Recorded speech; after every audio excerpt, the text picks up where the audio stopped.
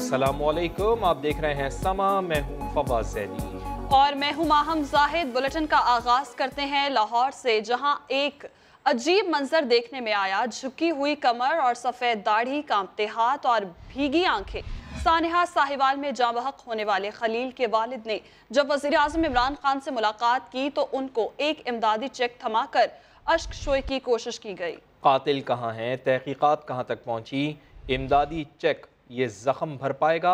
इस हवाले से मज़ीद जानते हैं। समा की नुमाइंदा तरहब असगर हमारे साथ मौजूद हैं। तरहब, अफसोसनाक खबर, कांपते हाथों के साथ चेक रिसीव किया है। अब वज़ीर आज़म तो ये कह रहे हैं कि इंसानी जान का कोई नेमुल बदल नहीं है, लेकिन वज़ीर आज़म से जब इस फैमिली की मुलाकात हुई तो उनके क्या जज्बात थे, क्या कहना था उनका? जी बिल्कुल, जैसा कि फुटेज में भी बहुत वाज़ेह तौर पे ये देखा जा सकता है कि जो खलील की फ़ैमिली है उसमें सिर्फ जो उसका भाई है वही मुसलसल वज़ीर आज़म से जो है बात कर रहा था। उसके जो वालिद थे, जितने टाइम की भी वो ड्यूरेशन की फुटेज है उसमें वो आंखें झुका के बैठे रहे हैं। उन्होंने एक दफ़ा भी जो है वज़ीर आज़म की तरफ आंखें उठा के नहीं देखा। इसके साथ साथ जब उनको चेक भी पकड़ाया गया तो पता चल रहा था कि वो वालिद जो है किस जो है कैफियत में वो रकम वसूल कर रहे हैं। हालांकि असूलन चाहिए ये था कि जो है चेक के बजाय उनको ये भी थोड़ी सी ब्रीफिंग दी जाती कि कहाँ तक तहकीकात पहुँची है, उनके बेटे के जो कातिल हैं वो उनकी पकड़ हो रही है या नहीं हो रही है। क्योंकि जो वालिदैन होते हैं उनकी अगर बात की जाए तो उनके लिए औलाद का नेमो बदल कोई और है नहीं। तो जो उनके वालिद थे वो साफ इस फुटेज में उनकी आंखों में, उनके रवैये से, उनकी कैफियत से ये महसूस किया जा सकता है कि वो किस दर्द और कर्ब का शिकार थे और किस तकलीफ़ से वो आज गुजरे हैं। हालांकि जो आज 3 करोड़ रुपए वज़ीर आज़म की जानिब से दिए गए हैं, जो कि करोड़ रुपया उनके वालदैन को और 2 करोड़ जो है उनके बच्चों को दिया गया है, महसूस ऐसा हो रहा है कि तहकीकात और मुजरिम को पकड़ने के बजाय 3 करोड़ के एवज़ जो है इंसाफ जो है आज उसको दबा दिया गया है। इसी हवाले से जो है अगर हम बात करें तो कल आवाज़ प्रोग्राम जो समा टीवी का हुआ था उसमें जब उनके वालिद से बात की गई थी तो उनका ये कहना था कि मेरा जो बेटा है, मुझे इंसाफ चाहिए, उनके कातिल जो हैं उनको पकड़ा जाए, तहकीकात मुकम्मल की जाए।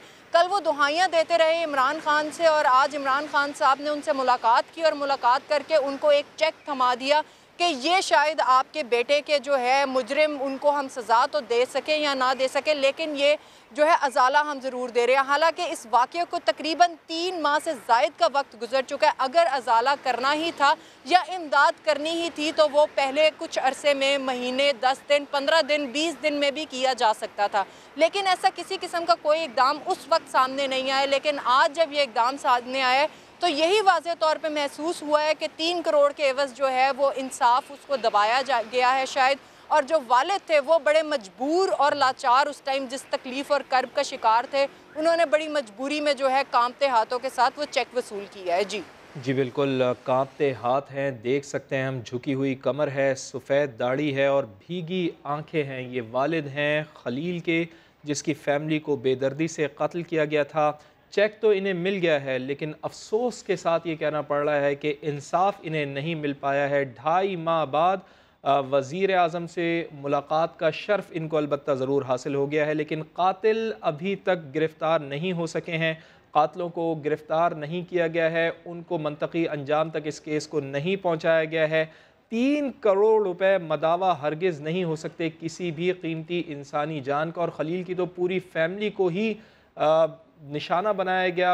ये बड़े अफसोसनाक मनाज़िर हैं जो आज हम आपको दिखा रहे हैं कि वज़ीर आज़म इमरान खान से खलील की फ़ैमिली की मुलाकात हुई। बूढ़ा बाप जिसको चेक दिया गया, उसकी हालत भी आप देख सकते हैं कि किस तरह उसने कांपते हाथों के साथ ये चेक वसूल किया है और वज़ीर आज़म इमरान खान से आँख तक उसने नहीं मिलाई। सानिहा साहिवाल में मुतासरा ख़ानदान की बेबसी की दास्तान समा सामने लाया है। गुज़िश्ता रोज़ प्रोग्राम आवाज़ में बात करते हुए मकतूल खलील के भाई ने दुहाई दी थी कि उनसे किया गया कोई भी वादा ताहाल पूरा नहीं किया गया। उन्होंने वज़ीर आज़म इमरान खान से नोटिस लेने की अपील की थी। खलील के भाई बच्चों के खौफ का जिक्र करते हुए आबदीदा हो गए। आपसे कोई वादा भी किया गया था, वो पूरा हुआ? सर, जो एक वादा भी मुझे बता दें गवर्नमेंट पंजाब कि एक भी वादा पूरा किया हो इन्होंने। मैं तो यही कह रहा हूँ कि खुदारा जो मैं बच गया हूँ, मेरा ख़ानदान बच गया है, खान साहब हमें भी आप इन लोगों से ही मरवा दें, कम से कम ये कर लें प्लीज़ कि ना रहेगा बांस ना बजेगी बांसुरी, कि हम बैठने वाले नहीं हैं। एक काम नेकी का कर लें जो आप कर सकते हैं, आप ऑर्डर दें उन्हें, हमें भी मरवा दें, हमारे बच्चों को भी मरवा दें, खुदारा ये काम कर लें। ये मेरे हाथ जुड़े हैं आपके सामने, शायद आप ये देख रहे होंगे प्रोग्राम। वज़ीर आला साहब कहते थे ये मेरे बच्चे हैं, ये इनके किसी भी इसके मिनिस्टर वज़ीर के बच्चे होते मैं देखता क्या होता, रातों रात कानून चेंज होता। किसी वज़ीर के मिनिस्टर के बच्चे को कोई पुलिस वाला आ गया, आईजी रातों रात तब्दील कर देते हैं, डीपीओ चेंज कर देते हैं। और भाई क्या किया आपने, हमें ये बताएं। बच्चे को कहते हैं बेटा अपने साहिवाल जाना है बयान देने, अब बच्चे डर के मारे वो लुक जाते हैं, हमने साहिवाल नहीं जाना, हमारे पापा को, मामा को और अब्बी को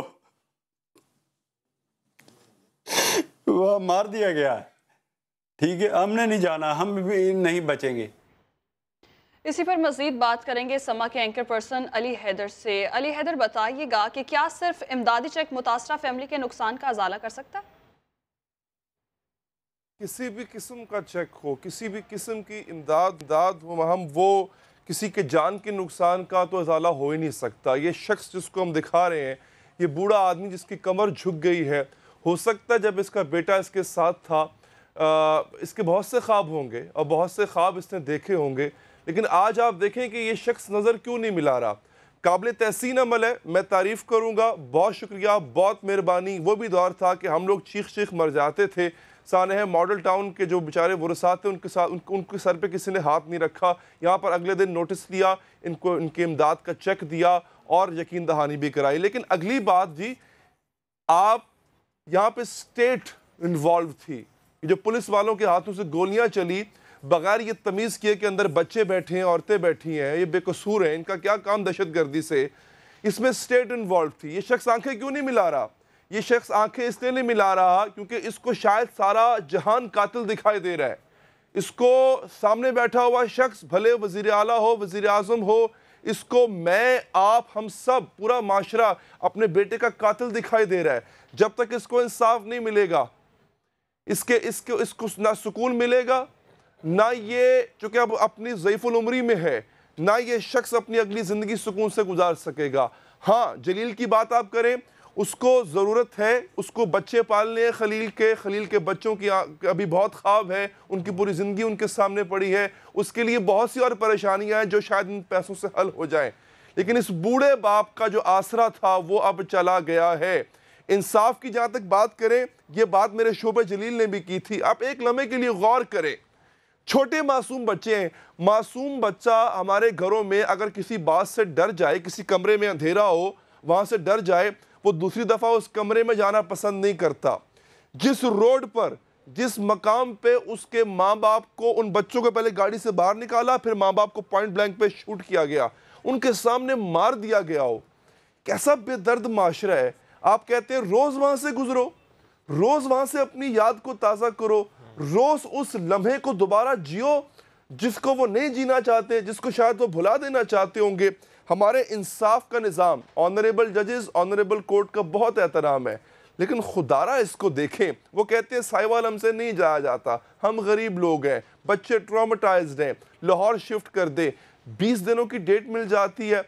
अब इस चीज़ को प्रायोरिटी पे देखें, हाथ जोड़ के अपील, जिस तरह खलील जलील ने हाथ जोड़े थे, हम भी हाथ जोड़ के अपील करते हैं अपनी अदालत से, ऑनरेबल जस्टिस साहब से, कि इस मैटर को प्रायोरिटी पे देखें, इनका केस लाहौर मुंतकिल किया जाए, वरना बच्चों के लिए और मुश्किल होगी।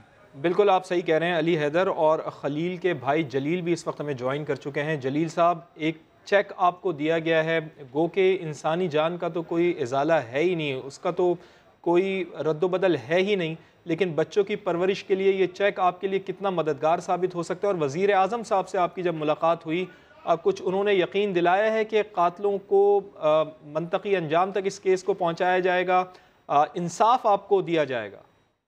जी बिल्कुल, उन्होंने जो यकीन दिलाया है और उनका भी शुक्रिया अदा करता हूँ, ताकि अपने मसूलियत छोड़ के हमें उन्होंने टाइम दिया, ठीक है, और वो खुद मिले। उन्होंने पहले, मैं तो मुतालबा ये रखा था कि सर मुझे ना जुडिशल कमीशन चाहिए, ठीक है, इस पे फिल फॉर जुडिशल कमीशन बनना चाहिए। तो एक दफ़ा वो हैरान और परेशान हो गए थे कि अभी भी चाहिए। मैं कहा सर चाहिए, जो GIT की इंक्वायरी है वो ठीक नहीं है। तो उन्होंने कहा जब मदई डिमांड कर रहा है, मदई कह रहा है जुडिशल कमीशन बनना चाहिए तो फिर बनना चाहिए, इसमें फिर दो राय है ही नहीं, बनेगा। और उन्होंने कहा, और मैं क्या, और ये है कि हमारा केस लाहौर ट्रांसफ़र किया जाए। उन्होंने कहा ये भी होगा। और तीसरा मैंने कहा जो झूठी FIR CTD ने काटी थी फिल फॉर उसको खारिज किया जाए। तो उन्होंने कहा ठीक है ये भी होगा। तो उनका, और मैं कहा सर और मुझे कुछ नहीं चाहिए, मुझे सिर्फ इंसाफ चाहिए, मैं आपसे और कुछ नहीं मांगता। तो उन्होंने कहा कि ये बच्चे हमारे बच्चे हैं, हम इसके इनके ऊपर है, आप परेशान ना हो, ये अब रियासत की जिम्मेदारी है, मेरी जिम्मेदारी है इस बच्चों के आगे ले जाने की। तो पर जो उन्होंने बातें की वो बहुत अच्छी थी और जिनको भी लगी। अब देखें इसके अमल होता है या नहीं होता। जलील की गुफ्तगू आपने सुनी। वज़ीर आज़म का कहना है कि अखराजात वो उठाएंगे बच्चों के। अभी हमारे साथ मौजूद हैं रियाज, जो कि घर पर मौजूद हैं खलील और जलील के, और वालिद के हमरा हैं। उनसे बात करेंगे। रियाज, क्या मनाजिर देख रहे हैं, कैसे जज्बात हैं खलील और जलील के वालिद के? जी बिल्कुल, मैं उस वक्त उनके घर के बाहर ही मौजूद हूँ। उनके वालिद जो है मोहम्मद बशीर इस वक्त मेरे साथ मौजूद है, और उनके खलील के भाई जमील वो भी मेरे साथ मौजूद है। हम इनसे बात करते हैं कि इस वक्त उनके क्या जज्बात हैं, और वज़ीर आज़म से जब उनकी मुलाकात हुई तो उन्होंने क्या मुतालबात किया और वज़ीर आज़म ने किस किस्म की यकीन दहानी उन्हें कराई। जी बशीर साहब बताइएगा, आज वज़ीर आज़म से आपकी मुलाकात हुई तो उन्होंने क्या कहा आपको? ਅਸੀਂ ਜੀ ਜੋ ਉਹਨਾਂ ਨੂੰ ਮੁਤਾਲਬੇ ਦੱਸੇ ਆ ਨਾ, ਸਾਨੂੰ ਉਹਨਾਂ ਯਕੀਨ ਦਹਾਨੀ कराई है भी ਅਸੀਂ ਉਹ ਕਰਦੇ ਹਾਂ। आपने क्या मुतालबे क्या किए उनसे? ਮੈਨੂੰ ਤੇ ਨਾ ਕਿ ਨਾ ਨਹੀਂ ਉਹਨਾਂ ਦੇ ਆਉਂਦੇ ਉਹਨਾਂ ਨੂੰ ਕਿਹਾ ਹੈ दीदी ये उनसे भाई साहब जी ਜੁਡੀਸ਼ੀਅਲ ਕਮਿਸ਼ਨ ਅਸੀਂ ਕਿਹਾ ਬਣਾ ਦਿਓ, ਉਹਨਾਂ ਨੇ ਕਿਹਾ ਅਸੀਂ ਬਣਾ ਦਿੰਦੇ ਆ। ਠੀਕ ਹੈ ਜੀ। ਦੂਸਰਾ ਹੀ ਕੇਸ ਜਿਹੜਾ ਸਾਹੀਵਾਲ ਹੈ ਸਾਡਾ, ਉਹਨੇ ਕਿਹਾ ਲਾਹੌਰ ਮੁੰਤਕਿਲ ਕਰ ਦਿਓ, ਉਹਨਾਂ ਨੇ ਕਿਹਾ ਅਸੀਂ ਕਰ ਦਿੰਦੇ। अच्छा, अब उर्दू में बात थोड़ा सा हमें बताइएगा कि क्या मुतालबात थे और वज़ीर आज़म ने क्या यकीन दहानी कराई, कितने मुतालबात थे आपके, क्या क्या मुतालबात थे? 3 हमने मुतालबात किए थे, एक जुडिशल कमीशन का और दूसरा किया था और केस हमारा ट्रांसफ़र किया जाए लाहौर में साहीवाल से, और तीसरा था जो हमारे खिलाफ FIR दर्ज की गई है उसको खारिज किया जाए, जो CTD ने की है दहशतगर्दी की। ये मुतालबात थी। वज़ीर आज़म ने क्या कहा आपको? उन्होंने कहा ये सब आप हम पूरा करेंगे, जुडिशल कमीशन भी बनाएंगे, केस भी इधर ट्रांसफ़र कराएंगे और जो FIR है वो भी खारिज कराएंगे। अच्छा, वज़ीर आज़म ने आप लोगों को चेक भी दिए हैं, कितने चेक दिए हैं, कितनी अमाउंट के दिए हैं? हाँ जी, चेक भी दिए उन्होंने। नहीं है ना, कितनी अमाउंट के चेक हैं और कितने चेक? 2 करोड़ बच्चों को दिया उन्होंने और 1 करोड़ वाला साहब, 3 करोड़ का टोटल था। हाँ जी, ठीक है। अच्छा रियाज, चूँकि आप इनके वालिद साहब के साथ मौजूद हैं, इनके वालिद साहब से पूछें ज़रा कि जो इक़दामात वज़ीर आज़म कर रहे हैं, वज़ीर आज़म से उनकी मुलाकात हुई है, उन्होंने जो इक़दामात उठाए हैं उससे मुतमईन है वो? और ट्रांसफ़र जो केस है वो भी होएगा। वज़ीर आज़म ने जो इक़दामात उठाए हैं, जो उन्होंने यकीन दहानी, आप इससे मुतमईन हैं या नहीं? अभी तो बिल्कुल मुतमईन है। उन्होंने तसल्ली तो बहुत की है कि हम आपकी हर जो भी डिमांड है पूरी करेंगे। हाँ जी। तो आप देख सकते हैं कि वज़ीर आज़म से मुलाकात हुई है आज खलील के घर वालों की, और जलील उनके भाई भी यहाँ पर मौजूद थे। वज़ीर आज़म से जब उनकी मुलाकात हुई, वज़ीर आज़म ने 3 करोड़ का चेक दिया है खलील के वालिद को। लेकिन आप देख सकते हैं कि किस तरह से कांपते हाथों के साथ, झुकी हुई कमर है, सफ़ेद दाढ़ी है, आंखें नहीं मिला पा रहे हैं वज़ीर आज़म से, चूँकि उन्होंने बड़े ख्वाब देखे थे, अपने बेटे को इन्हीं हाथों से पाल पोस कर बड़ा किया था, लेकिन अब उनको इन्हीं हाथों से चेक लेना पड़ रहा है। खलील जो कि अब इस दुनिया में नहीं रहा, उसकी पूरी फैमिली इस सारे मामले में सफ़र कर रही थी, उसके बच्चे, इनकी परवरिश करनी है जलील को। और जलील ने मुतालबात रखे वज़ीर आज़म के सामने। उसने कहा कि जुडिशल कमीशन का मुतालबा है, जुडिशल कमीशन बनना चाहिए। वज़ीर आज़म इमरान खान ने कहा कि बिल्कुल बनेगा जुडिशल कमीशन, JIT की इंक्वायरी से मुतमईन नहीं है, जलील का ये कहना था। तो वज़ीर आज़म ने अहकामात भी दिए। जलील साहब इस वक्त हमारे साथ एक बार फिर मौजूद हैं। जलील साहब बताइएगा, जो वज़ीर आज़म ने आपने जो मुतालबात किए हैं वज़ीर आज़म से, और वज़ीर आज़म ने तो ख़ुद ये कहा है, चूँकि रियासत तो माँ की हैसियत रखती है, वज़ीर आज़म ने ये कहा है कि वो इन बच्चों की परवरिश को ख़ुद देखेंगे। आप जो इक़दामात वज़ीर आज़म ने उठाए हैं उससे मुतमईन हैं आप? हम तो मुतमिन थे पहले दिन से भी, जब ये हुकूमत से रब्ता हुआ था। ठीक है, आज जो वज़ीर आज़म साहब मिले हैं हमें, तो अब लगता है कि कुछ उम्मीद की किरण नज़र आ रही है। तो आज वो खुद मिले हैं, इस मुल्क के वज़ीर आज़म हैं। ठीक है, तो वो बहुत शाद थे जब उन्होंने बच्चों को देखा। ठीक है, तो वो बहुत शाद थे कि जब उन्होंने बच्चों को देखा कि ये बच्चे छोटे छोटे बच्चे हैं, इनके साथ ऐसा हुआ, तो उन्होंने ये यकीन दिलाया है कि इंशाल्लाह अब हम इन बच्चों के साथ हैं और इनको इंसाफ दिलाकर रहेंगे। अब आगे देखते हैं कि इस पे अमल होता है या नहीं होता, ये तो आने वाला वक्त ही बताएगा। जी, अच्छा अली हैदर, आप ये बताइएगा कि हमने ये देखा है कि सानिया साहिवाल पर भी समा ने आवाज़ बुलंद की थी, और हुकूमत को हमेशा जगाना क्यों पड़ता है? जुल्म पर हुकूमत खुद एक्शन क्यों नहीं लेती आखिर?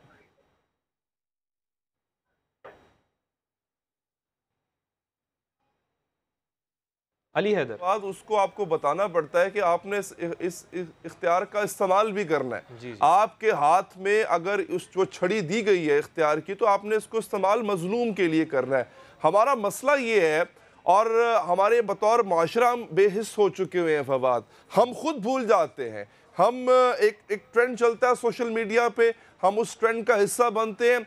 हम जहाँ तक वो ट्रेंड कायम रहता है हम उसका हिस्सा रहते हैं।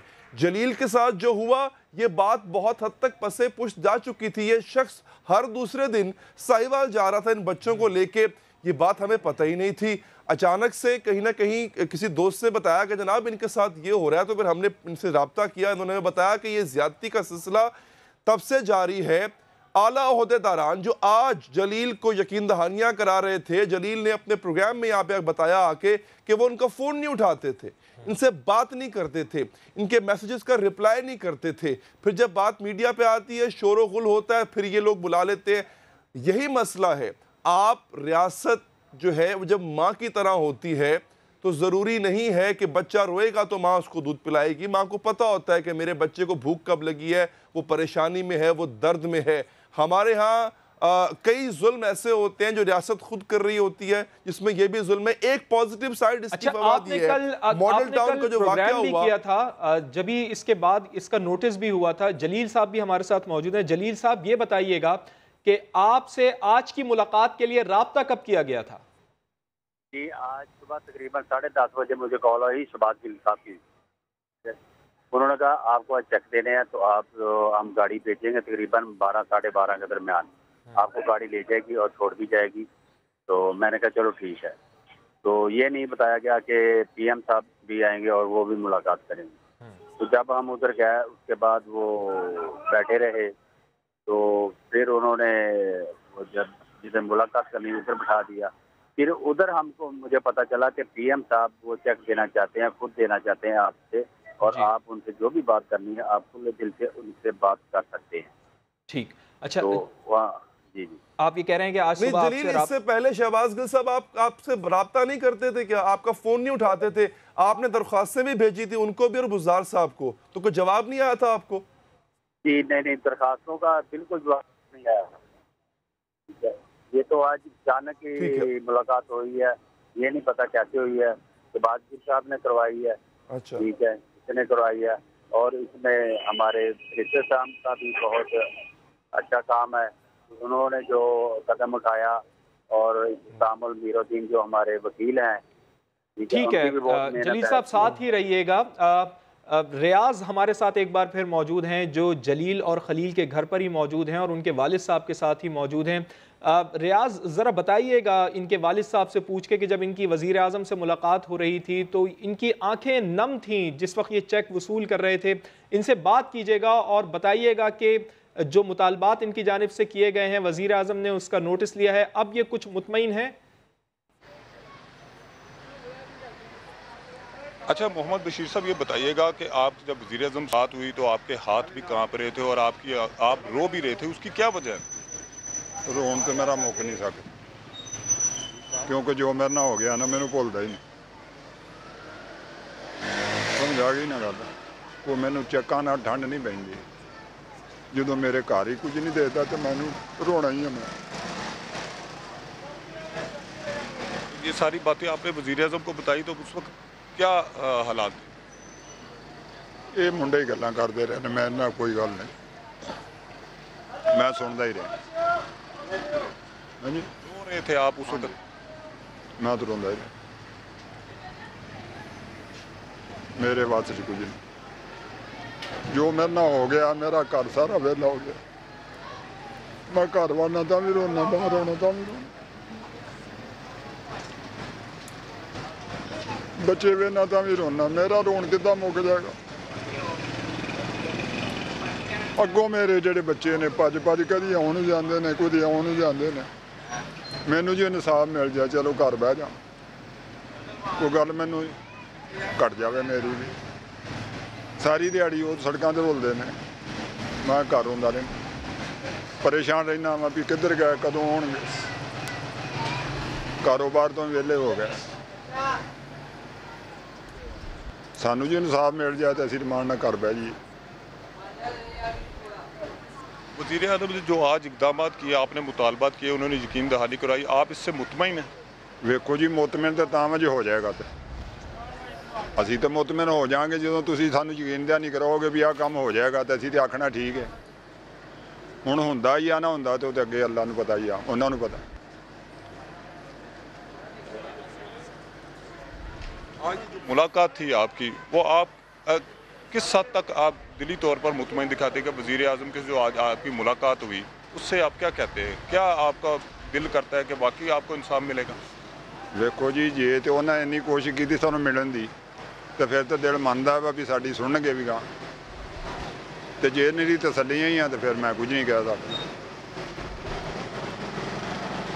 पता तो मैनू उदन ही चलेगा ना जिदन मेरे नाल कोई सलूक अच्छा साडा काम हो गया। असीं बड़े मुतमिन हाँ भी ठीक है, साड़ी उन्हें सुनी, गए भी हाँ, उन्हें साडे नाल अच्छा सलूक किया भी है, सब कुछ होया। तो जे अगों भी ना फिर होवे तो फिर तो कुछ नहीं, मेरे दिलासे ही होण तो फिर तो गल कोई।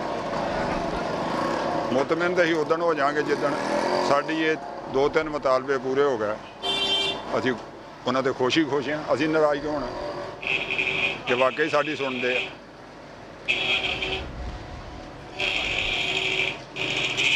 आ। जी, ये थे मोहम्मद बशीर, जो उनके वालिद, जो बात करते हुए आप दीदा भी हो गए। उनका ये कहना था कि जब वो वज़ीर आज़म से मिले, उनके हाथ भी कांप रहे थे और वो उनकी आंखें भी नम थी। उसकी वजह ये थी कि उनका घर उजड़ चुका था। वो बच्चे उनको बार बार, जो छोटे छोटे बच्चे हैं उनके पोते, वो उनको जब नज़र आते हैं तो उनको अपनी वही खलील जो है उनका जो बेटा है वो उनको नज़र आता है, जिसकी वजह से वो आज वज़ीर आज़म से मिलते हुए उनकी आंखें नम थी और उनके हाथ भी काँप रहे थे। ताहम उनका ये कहना था कि वो उसी सूरत मुतमईन होंगे जब उनके जो मुतालबात हैं वो पूरे किए जाएंगे। जी जी बिल्कुल, वज़ीर आज़म ने मुतालबात पूरे करने की यकीन दहानी कराई है। वालिद खलील का ये कहना है, मेरा रोना तो कभी ख़त्म नहीं होगा, मुझे चेक से कभी सुकून नहीं मिलेगा। मोहम्मद बशीर का ये कहना था, इंसाफ मिल जाए तो घर पर सुकून से बैठ जाएंगे, मेरा सारा घर तो खाली हो गया, इस चेक से मुझे क्या मिलेगा, मेरा रोना कभी ख़त्म नहीं होगा, मुझे जब इंसाफ मिलेगा तभी मैं मुतमईन हूँगा। बशीर साहब का ये कहना है, जो खलील और जलील के वालिद हैं। आज जब वज़ीर आज़म इमरान ख़ान ने उनको चेक दिया तो उनके हाथ काँप रहे थे। ये मंज़र आप ज़रा देखिए और अंदाज़ा लगाइए कि क्या कर्ब का आलम होगा इस वक्त खलील और जलील के वालिद का, कि जिस वक्त जिस बेटे के लिए उन्होंने ख्वाब सजाए होंगे, जो बेटा उनका सहारा था, बुढ़ापे का सहारा था, वो अब नहीं रहा, वो चला गया। और वज़ीर आज़म इमरान ख़ान से उनकी मुलाकात हुई और जलील का ये कहना था कि बारहा वो रब्ता करते थे सूबाई गवर्नमेंट से, लेकिन उनका फ़ोन नहीं उठाया जाता था, मैसेजेस का जवाब नहीं दिया जाता था। लेकिन अली हैदर समा के प्रोग्राम एंकर, उन्होंने प्रोग्राम किया, जलील की बातें ऐवान आला हुक्काम तक पहुँचाई और इस पर नोटिस हुआ। और आज सुबह ही वज़ीर आज़म से मुलाकात तय कराई गई जलील और उसकी फ़ैमिली की, और आज इमदादी चेक भी इनको फराहम किए गए। हमारे साथ मौजूद थे अली हैदर। जलील साहब, आपका भी शुक्रिया, और हमें अपडेट कर रहे थे हमारे नुमाइंदे रियाज अहमद, आप सबका बेहद शुक्रिया। Welcome back. आपको बताएंगे अपनों से उधार मांगने में शर्म कैसी। KPK में BRT मंसूबे के लिए बसों की खेप कराची पहुंची तो गवर्नर सिंध का दिल ललचा गया। कहने लगे कि वजीर आजम से कहकर कराची के लिए 25 बसें उधार ले लेंगे ताकि ग्रीन लाइन मंसूबा शुरू किया जा सके। मेरी कोशिश है कि इस वक्त 200 BRT बसेस KPK हुकूमत की कराची में खड़ी हैं और ये कराची पोर्ट पे जो जा रही हैं। मैं 12 तारीख को वज़ीर आज़म से मिलूँगा तो मैं उनसे गुजारिश ये करूँगा कि अगर मुमकिन हो तो 25 बसें इसमें से हमें उधार दे दें तो हम यहाँ पे ग्रीन लाइन को फौरी तौर से ऑन करते हैं, और जो हमारी ग्रीन लाइन की बसें आएंगी तो वो मैं रिप्लेस फिर KPK गवर्नमेंट को दे दूँगा। कैपेसिटी तकरीबन 80 बसों की है रिक्वायरमेंट और कैपेसिटी, तो हम शायद 25 बसों से उसको शुरू करें। तो पेशावर BRT की कुछ बसें कराची वालों को दे दी जाएं, क्या कहेंगे आप? पेशावर वालों से समा ने जब ये सवाल किया तो अक्सर लोगों ने कहा जो बसें नहीं चल रही वो कराची को दे देनी चाहिए।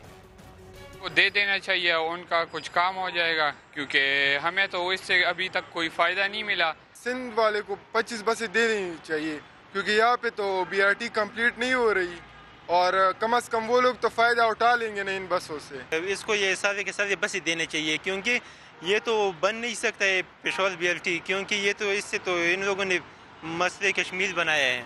ये तो सरासर ज्यादती है हमारे पेशावर के अवाम के साथ कि ये तो ऐसे हुआ कि हमसे बस ये लोग छीन रहे हैं।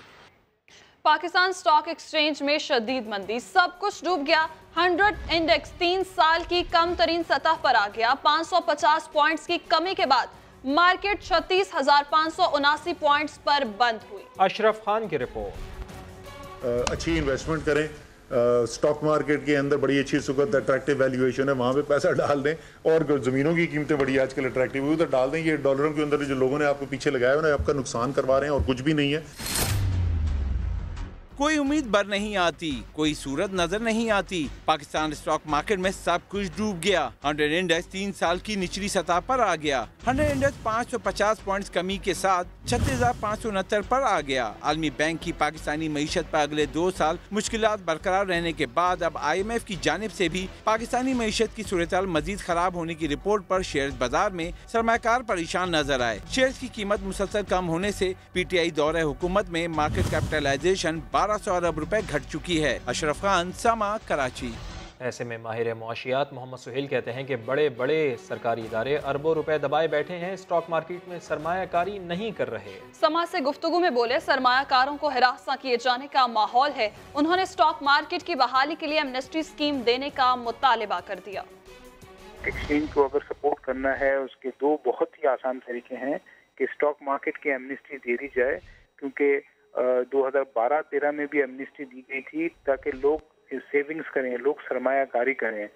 एक अनडॉक्यूमेंटेड मनी को डॉक्यूमेंट करके एक बैंक से दूसरे बैंक में डालने से शायद हुकूमत को फायदा ना होगा। दूसरा जो एक माहौल है हैरेसमेंट का मुख्तलिफ एजेंसियों की तरफ से, तो जो सरकारी इदारे हैं वो काम ही नहीं कर रहे हैं। बहुत बड़े बड़े सरकारी इदारे हैं जो अरबों रुपए के फंड पे बैठे हुए हैं और वो स्टॉक मार्केट में 1 रुपया नहीं लगा रहे, क्योंकि उनको डर है कि हमारी पूछ-गुछ हो जाएगी और हमें जेल में बंद कर दिया जाएगा। तो ये जो माहौल है ये भी बहुत मुतासिर कर रहा है, और अगर ये माहौल ख़त्म हो जाए और जो सरकारी इदारे जो कैश पे बैठे हैं वो सरमायाकारी करें स्टॉक मार्केट में, तो स्टॉक मार्केट रिकवर हो सकता है।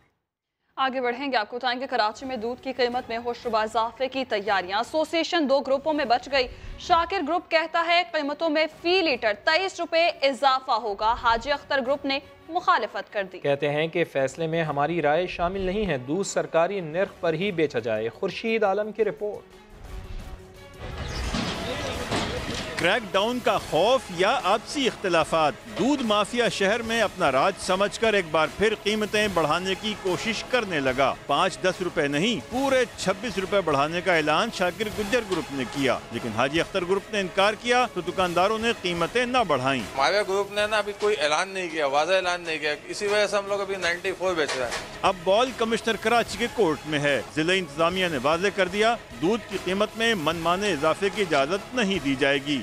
क्रैकडाउन करेंगे, खड़े होकर बिकवाएंगे, जो भी है एज पर लॉ वो कार्रवाई होगी उनके खिलाफ। अवाम तो कहते हैं महंगाई का एक और बम न गिराया जाए। हुकूमत की जो तो परमिशन हो या कुछ आगे से कुछ हो तो बढ़ाना तो बढ़ाना नहीं चाहिए। अगर दूध की कीमतें इसी तरह बढ़ती रही तो आम इंसान कहाँ जाएगा, यानी कि बच्चों को क्या दूध पिलाएगा। देखते हैं सरकार दूध की कीमतों से मुताल्लिक क्या परवाना जारी करती है।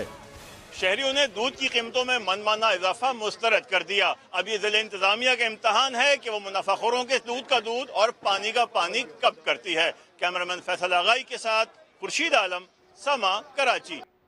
कराची में दूध की कीमतों पर फिर इख्तलाफ सामने आ गए हैं। एक एसोसिएशन कीमतें बढ़ाने पर बजिद है तो दूसरी को इख्तलाफ है। इसी पर बात करते हैं। समग्र नुमाइंदे अशरफ खान हमारे साथ मौजूद हैं। अशरफ, बताइएगा कौन सा ग्रुप ज़्यादा पावरफुल है, किसकी चल सकती है, सूरत हाल किस तरफ जा रही है?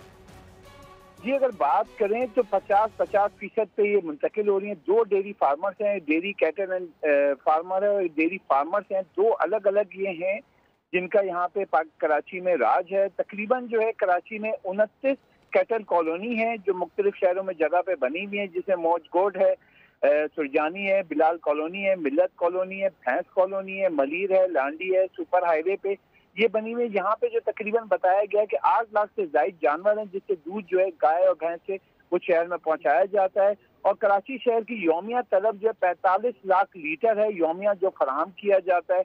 और यहाँ ये बताया जा रहा है कि जो ये दोनों हैं तो आधी इनके पास है। तकरीबन 24 से 23 लाख जो है लीटर यौमिया एक ग्रुप जो है वो देता है। अब यहाँ पे आधा ग्रुप जो है वो कह रहा है कि हम पुरानी कीमत जो है उसी पे बरकरार रखेंगे, यानी कि जो डेयरी फार्मर 85 रुपए फी लीटर। बहुत शुक्रिया आपका।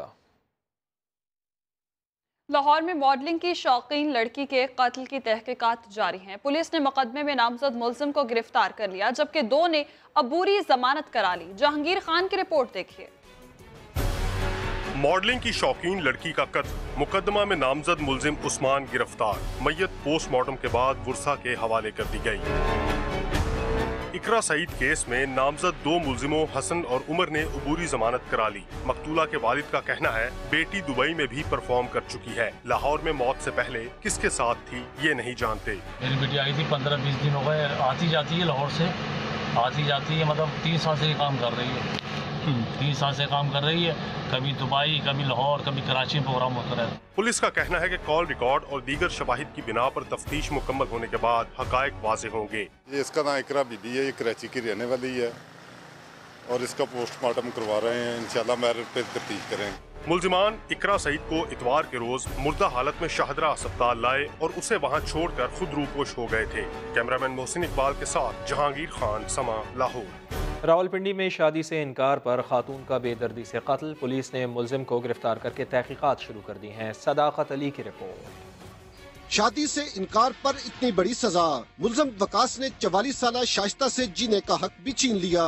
मौके से फरार भी सफाक मुलजिम को कानून की गिरफ्त से न बचा सका। मुलजिम खातून के घर तक पहुंचा कैसे, पुलिस ने पसे पर्दा कहानी बता दी। कत्ल करने की वजह जो है वो ये है कि वो इसके साथ शादी करना चाहता था और 6-7 साल से इनके घर में उसको आना जाना था और उसकी शादी के इनकार पे उसने जो है ये इंतहाई कलाम।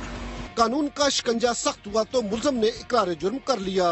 वो मुझे शादी का लारा लगाती रही है काफी अरसे से, तो अब आके उसने शादी से इनकार कर दिया तो उस दिन मुझे गुस्सा चढ़ा, मैंने उसके सर पर डंडा मार दिया। मर्जी के खिलाफ शादी से इनकार पर कत्ल होने वाली खातून की जिंदगी तो वापस नहीं आ सकती, मगर मुलजिम को कानून के मुताबिक सजा मिल जाए तो मुतासरा खानदान के दुखों का मुदावा किसी हद तक मुमकिन है। कैमरामैन मोहम्मद आमिर के साथ सदाकत अली, समा, रावलपिंडी। साबिक सदर आज़ाद कश्मीर राजा जुल्करनैन के घर नैब ने छापा मारा है। वजह क्या थी, जानेंगे समा के नुमाइंदे सुहेल रशीद से। जी सुहेल रशीद, बताइएगा।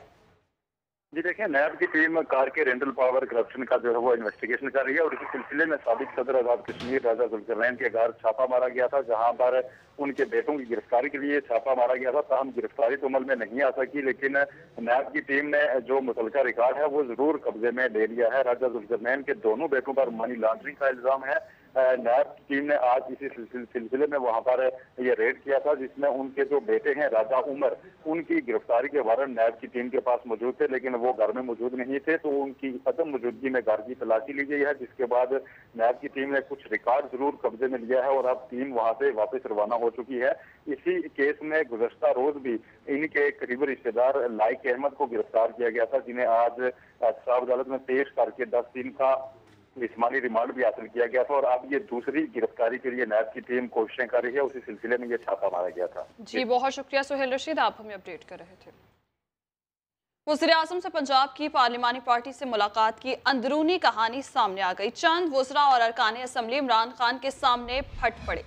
कहा कि ब्यूरोक्रेसी बात नहीं सुनती, कैसे काम करें। सबसे ज़्यादा शिकायतें फैसलाबाद और मुल्तान डिवीज़न के MPAs ने की हैं। समा के नुमाइंदा खुसूसी नईम अशरफ भट्ट हमारे साथ मौजूद हैं। नईम अशरफ भट्ट, बताइएगा क्या शिकायत सामने आई? जी फवाद, शिकायत वही हैं जो कि MPAs और वज़रा की कॉमन है कि ब्यूरोक्रेसी उनकी बातें नहीं सुन रही। हालांकि आज लोकल गवर्नमेंट पे सारी ब्रीफिंग थी, लेकिन आप कह सकते हैं कि चंद वज़रा और MPAs जो थे अब वो फट पड़े। उन्होंने कहा लोकल गवर्नमेंट की तो बात बाद में आएगी, पहले ये हम आपको बताएं कि हमारे जो मकामी अफसरान हैं अजला में और जो सेक्रेटरी साहिबान हैं सारे जो हैं वो हमारी बिल्कुल बात नहीं सुनते और हम कैसे अपने हल्के में और लोगों को जवाब दें। इवन एक वजीर हैं, उन्होंने कहा कि उनके अपने महकमे में 9 साल से एक करप्ट अफसर लगा हुआ है, वो गलबन वजीर तवानाई हैं। उन्होंने कहा है कि वो अब तक लगा हुआ है, मैंने कई दफा कहा है, उसको हटाया नहीं जा रहा। सबसे ज्यादा फैसलाबाद और मुल्तान डिवीजन के जो MPAs थे वो उन्होंने शिकायत लगाई है और उन्होंने कहा है कि अभी तक अफसरान जो हैं पिछली गवर्नमेंट के लगे हुए हैं वो हमारी बात नहीं सुनते, बल्कि हमारे मुखालफिन जो है मुस्लिम लीग नून के MPAs जो हैं वो अपने काम करवा रहे हैं। एक जो वजीर हैं उन्होंने लाहौर वेस्ट मैनेजमेंट की शिकायत की कि इस पर अरबों रुपए लग गए हैं लेकिन उनकी परफॉर्मेंस जीरो है। इसके बाद वजीर आज़म इमरान खान ने जब इनकी शिकायत सुनी और कहा कि वज़रा को तो कहा आप इंचार्ज हैं, आपने खुद मामला। ठीक है, नईम अशरफ भट्ट हमारे साथ ही रहिएगा, इसी पर बात करते हैं। हमारे साथ टेलीफोन लाइन पर मौजूद है रुकने पंजाब असम्बली सादिया राना साहिबा। सादिया साहिबा, शुक्रिया आपके वक्त के लिए। बताइएगा कि किस किस महकमे के अफसरान से वज़रा को ज्यादा शिकायतें हैं? जी देखिए, जो मुश्किलात थी उनका जिक्र किया, जिसमें वाक़ा है और ये है पावर एनर्जी क्राइसिस जो है, इसके हवाले से जब इस महकमों से बात की गई तो जो वहाँ के अफसरान हैं या जो वहाँ के लोग हैं वो इतना उनका पॉजिटिव अप्रोच नहीं होती मिनिस्टर से, क्योंकि आपको पता है कि पॉलिटिकल अपॉइंटमेंट्स बहुत हुई हुई हैं इदारों में, जिसकी वजह से जब गवर्नमेंट चेंज होती है लेकिन वो वफादार जिनके होते हैं वो उन्हीं के रहते हैं।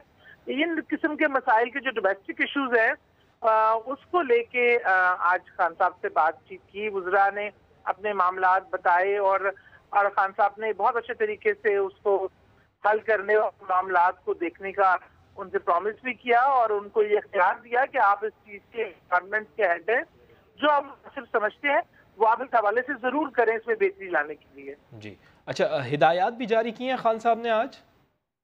जी, खान साहब ने यही कहा, एक तो लोकल बॉडी का जो असल हमारा एजेंडा था वो जो नया लोकल बॉडी का बिल आ रहा है उस हवाले से था, उसकी ब्रीफिंग थी और उसमें खान साहब ने बहुत इंटरेस्ट लेके बनाया है और उसमें उनकी नजर है एक एक शिक पे, तो उन्होंने खुद भी इस चीज को बहुत डिटेल बयान किया। ठीक, रुकने पंजाब असम्बली सादिया राना साहिबा, बहुत शुक्रिया आपके वक्त के लिए।